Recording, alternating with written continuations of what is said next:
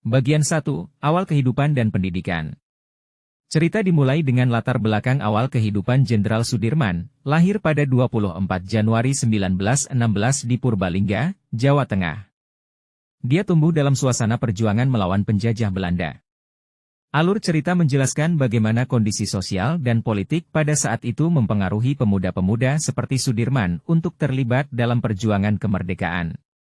Bagian 2, bergabung dengan pergerakan kemerdekaan.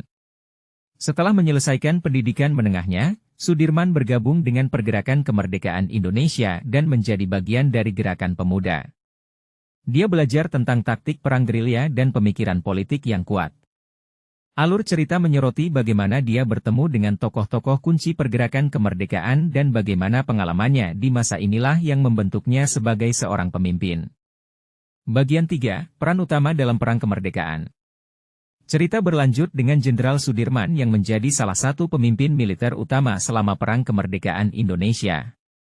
Dia memimpin pasukan melalui medan yang sulit, hutan lebat, dan perjalanan yang berbahaya, sementara terus melancarkan serangan gerilya terhadap penjajah Belanda. Cerita menggambarkan momen-momen krusial dalam perang seperti pertempuran Ambarawa dan serangan umum 1 Maret 1949. Bagian 4, Dedikasi dan Ketabahan. Cerita menyoroti dedikasi serta ketabahan Jenderal Sudirman selama perjuangan. Meskipun dalam situasi yang sangat sulit, termasuk seringkali harus berpindah-pindah tempat persembunyian, beliau tetap memimpin dengan semangat yang tinggi. Dia juga menjaga semangat pasukannya dan menginspirasi mereka untuk terus melawan. Bagian 5, Kemerdekaan dan Peninggalan. Alur cerita mencapai puncaknya dengan proklamasi kemerdekaan Indonesia pada 17 Agustus 1945. Jenderal Sudirman terus berperan penting dalam membangun dan menjaga kestabilan negara yang baru merdeka.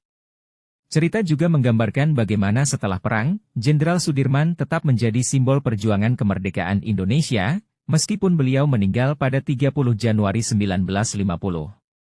Peninggalan dan dedikasinya tetap dihormati dan diabadikan dalam sejarah Indonesia.